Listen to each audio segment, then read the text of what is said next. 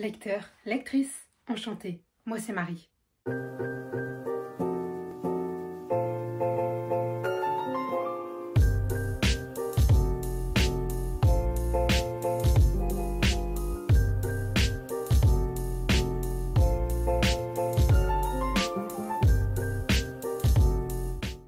Je suis très heureuse de vous retrouver aujourd'hui dans cette nouvelle vidéo. Je m'excuse d'avance si je m'exprime mal ou quoi, j'ai le nez légèrement bouché. Donc peut-être qu'il y aura des phrases, des lettres mal formées. Mais je m'en excuse par avance et je voulais également m'excuser de mon absence. Puisque pour ceux qui suivent la chaîne, vous savez que ça va faire un mois je crois que j'ai pas posté. Alors sachez qu'à la base je voulais revenir à la semaine précédente. Donc la semaine dernière pour vous en fait. Sauf que je n'ai pas réussi, voilà, il y a eu plein de contretemps, j'ai pas eu le temps de filmer.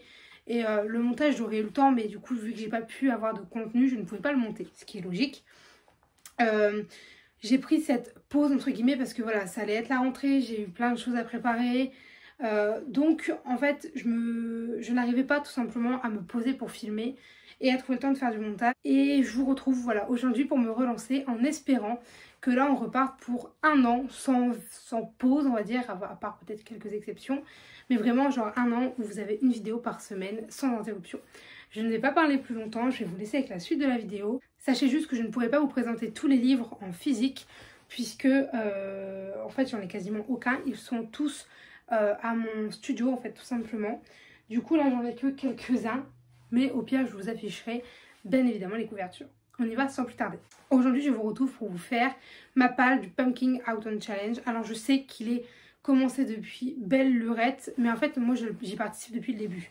Même si c'est vrai que j'ai un peu de mal à lire en ce moment. Je voulais quand même vous partager en fait ma pile à lire parce que j'adore en faire. J'adore en faire sur YouTube surtout. Et même si je les respecte pas en fait ça me fait plaisir de les constituer. Et du coup ouais, après j'essaie quand même de les lire. Je ne dis pas le contraire. Donc j'ai pris mon petit carnet.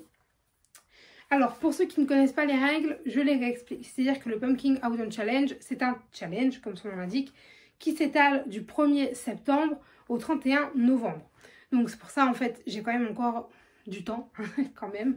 Et il faudra soit valider 2 sous-catégories par menu choisi, soit débloquer un titre parmi les suivants. Une fin de loup-garou, donc il faut valider une sous-catégorie par menu. Soit, ça s'appelle avoir les crocs, tu valides 2 sous-catégories par menu. Ou un appétit de goule, tu valides 4 sous-catégories par menu. Et les menus sont automne frissonnant, automne douceur de vivre et automne des enchantresses. Si je ne dis pas de bêtises, il y a 3 menus. Il me semble, hein, enfin c'est ce que j'ai noté, donc j'espère que je ne me suis pas trompée. Et écoutez, on y va sans plus tarder. Alors, moi j'ai décidé d'y aller un peu au feeling, voilà, je ne vais pas respecter le challenge dans le sens où je ne vais pas essayer de lire un livre par sous-catégorie, mais je vais essayer par contre d'introduire un livre dans chaque sous-catégorie et d'en lire un maximum, mais je vais pas faire attention à est-ce que j'ai lu un livre par sous-catégorie, 2 livres, etc. Mon but ça va juste être, pardon je vous ai fait bouger, mon but ça va juste être de lire un maximum en fait. J'espère que pendant ce quasi 2 mois qui restent, je vais y arriver, mais je ne vous promets rien. Bon allez, on y va sans plus tarder avec le menu automne frissonnant. Le premier c'est Je suis Médée, vieux crocodile. Et il fallait lire un livre qui concerne la trahison, le thriller, le policier ou l'horreur, épouvante, tout ça. Alors si je regarde parce qu'il y a mon carnet bien évidemment. Et du coup moi j'ai décidé de vous présenter le tome 1 de ça de Stephen King. Même s'il y a très peu de chances que je le lise, soyons d'accord en fait là-dessus. Juste c'est l'un des seuls qui rentre dans cette sous-catégorie. Et du coup vu que je me suis quand même lancée comme objectif de remplir chaque catégorie, enfin, j'ai donné le maximum, il pleut à verse d'un coup. Et bien j'ai décidé de le mettre. Après, est-ce qu'il sera lu, est-ce qu'il sera pas lu? Franchement, je pense qu'il sera pas lu, mais on sait jamais. Des fois que j'aurai une envie de me mettre là-dedans. L'année dernière, à cette époque-là à peu près, j'avais vraiment envie de le lire. Donc peut-être que cette envie me reviendra. Oui, d'ailleurs, c'est le livre qui est dans l'édition du coffret. Vous savez, celui-ci que je vous ai présenté l'année dernière. Catégorie suivante, les chimères du Sylve rouge. Et là, il faut lire un livre qui concerne des vampires, du gothique ou des créatures de la nuit. Et pour cette catégorie, j'ai décidé de prendre Journal d'un vampire, le tome 2 de L.J. Smith, aux éditions Hachette, si je ne dis pas de bêtises. Et voilà, c'est vampires, créatures de la nuit, et ça rentre quasiment en fait dans tous les thèmes à part le gothique on va dire. Mais du coup voilà, je ne vous fais bien sûr pas de résumé puisque c'est un tome 2 donc pas de spoil. Ensuite nous avons Les Supplices de la Belladone, un livre à la couverture noire. Et alors là c'est vrai que je n'ai pas mis de titre pour la simple et bonne raison que j'ai énormément de livres qui ont la couverture noire. Et du coup je m'étais pas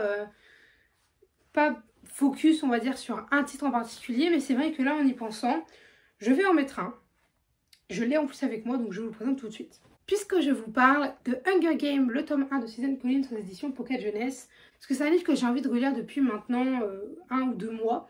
Et du coup je me dis, c'est la bonne automne, justement le rapport. C'est la bonne époque, l'automne, je trouve moi pour les Hunger Games. Je sais pas pourquoi, genre vraiment c'est le mode cocooning, tout ça, que j'adore. Et donc Hunger Games passera peut-être, j'espère en tout cas, parce que vraiment, si je pouvais le relire cette année, ce serait pas mal. Ensuite, la catégorie Esprit, es-tu là? Et alors là, il faut lire un livre concernant les fantômes du passé, famille historique ou classique. Et alors là, je vous présente un livre que je vous ai déjà présenté dans l'un des derniers book hauls. Puisque je vous parle de Germigny Lacerteux des frères Goncourt, donc Edmond et Jules, aux éditions Flammarion, dans la collection GF. C'est compliqué.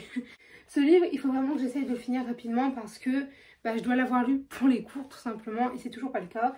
Et j'en ai un autre à lire derrière. Bon, l'autre, il peut attendre un peu plus dans le sens où on va pas le traiter tout de suite, mais celui-là, je dois le lire. Et voilà, c'est tout pour le menu automne frissonnant. Et on passe tout de suite à automne douceur de vivre.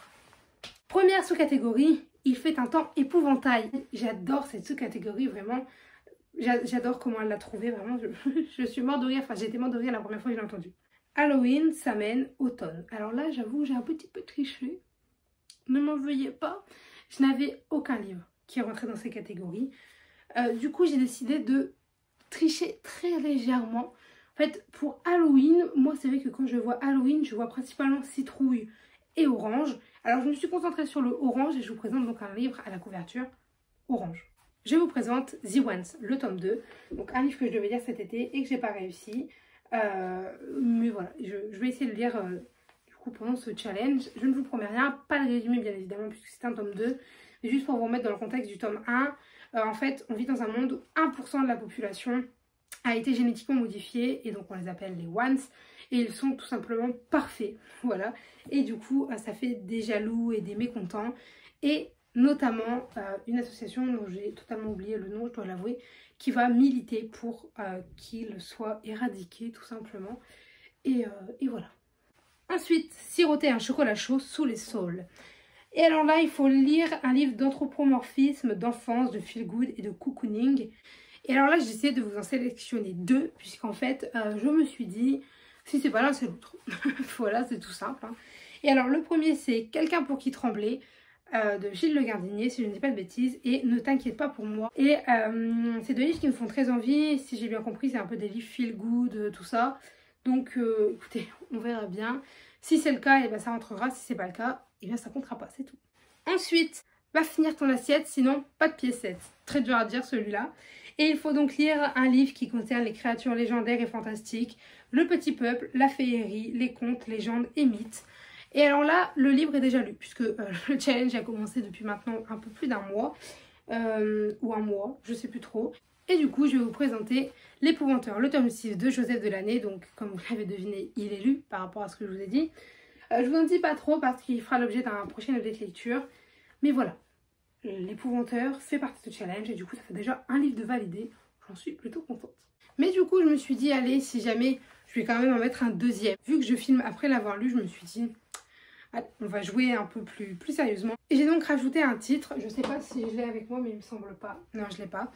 Il s'agit de Ce rêve bleu de Liz Broswell, édition Hachette dans la collection Heroes, je crois, je ne suis plus sûre. Et donc en fait réécriture de contes de fées, donc féerie, je me suis dit, pourquoi pas. Ensuite, A Window to the Past. Et alors là, il fallait parler de sorcières, sorciers, magie, SFFF. Alors j'ai sélectionné, je reviens, je l'ai, je le cherchais en fait, j'allais vous le montrer comme ça mais je l'ai. La fille qui pouvait voler de Victoria Forrester aux éditions Lumen. Du coup, oui, c'est pour le côté magie, tout simplement, hein, et un peu SFFF. Donc voilà, je vous dis pas trop parce que, voilà, il est bien avancé. J'aimerais le finir pareil dans les jours qui arrivent. Donc potentiellement un update lecture dans pas longtemps. Je ne vous en dis pas plus à part que voilà, on va suivre Piper McNimbus qui s'est volé tout simplement. Dernier menu, Automne des Enchantresses. Alors il a changé puisque je crois que l'année dernière c'était Automne des Enchanteurs. Enfin je sais plus mais je sais qu'il a changé pour passer à Automne des Enchantresses. Et la première sous-catégorie c'est les rêves d'Aurore. Il faut lire du LGBTQI+, si j'ai rien oublié, et du militantisme. Alors, j'ai pris un livre, je ne sais pas du tout s'il va concrètement rentrer dans l'une de ces deux catégories, puisque moi je vous parle de Revanche de Kate Clark, aux éditions Robert Laffont dans la collection R.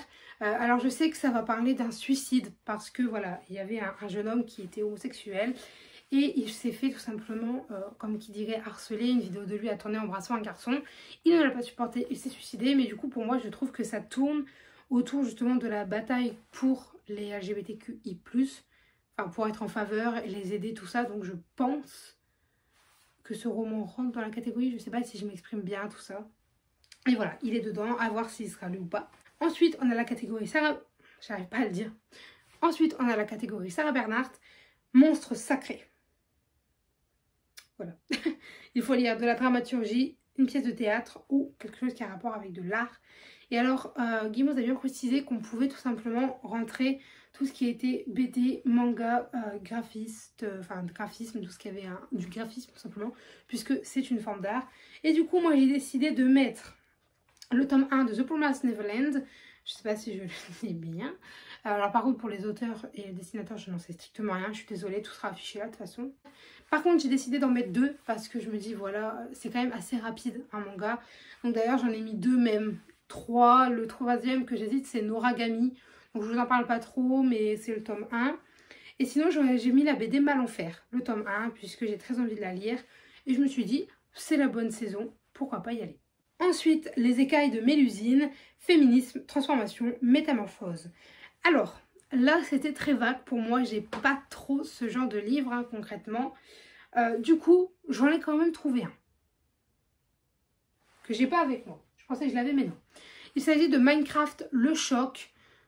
Je ne sais plus l'auteur. Et en fait, pourquoi? Puisqu'on va suivre une jeune fille qui est en fait tout simplement hospitalisée après s'être cassée... Je sais plus quoi, mais elle peut plus bouger quoi, elle est à l'hôpital. Et du coup elle va jouer à Minecraft en VR. Sauf qu'elle va se retrouver dans le jeu. Qu'elle ne va pas pouvoir en sortir si je me trompe pas. Et du coup en fait elle va se transformer en ce personnage qu'elle joue. Et en fait le monde ne réagit plus à aucune règle. Et il devient un peu fou, le monde de Minecraft du coup. C'est vrai que j'ai très envie de le lire. Et voilà, pour moi il rentre un peu dans cette idée de transformation, métamorphose. J'avoue j'ai un peu glissé sur la surface des termes. Mais je n'avais rien d'autre de toute façon. Et dernière sous-catégorie, et que du coup maintenant je comprends grâce à mes cours, puisque je sais qui est Nausicaa, puisque c'est Nausicaa de la Vallée du Vent. Et du coup il faut lire quelque chose de nature writing, écologie, nature, post-apocalyptique. Alors, j'ai pas de livre concrètement qui parle de ça. Je suis désolée, je suis pas du tout dans le style nature writing, écologie, nature. Par contre, post-apocalyptique, j'en ai quelques-uns. Après, j'en ai pas qui me faisaient envie maintenant ou que j'avais pas déjà lu. Mais du coup, vu que j'ai rajouté Hunger Games, eh bien, il va aussi venir se mettre dans cette catégorie-là. Je sais que c'est pas forcément cool de mettre un même livre dans 2 catégories. Mais dites-vous que des livres à la couverture noire, je pourrais toujours en trouver. Donc, c'est pas le souci. Hein, je pourrais toujours en avoir. Mais là, je n'avais pas trop d'autres. Du coup, ouais, je dirais Hunger Games. Après, je vois pas... Voilà. Je vais rester sur un Hunger Games parce que j'en suis à peu près sûre. Et voilà, du coup, c'en est tout pour cette vidéo, tout simplement. J'espère que cette vidéo vous aura plu. Si jamais vous avez des avis, des remarques, des conseils, des idées de vidéos ou des commentaires, n'hésitez pas à le faire dans l'espace commentaire, puisqu'il est fait pour ça. Vous pouvez aussi m'y glisser des idées de lecture ou ce que vous allez lire pour le Pumpkin Autumn Challenge. Et sur ce, je vous dis à très bientôt. Allez, bye mes lecteurs.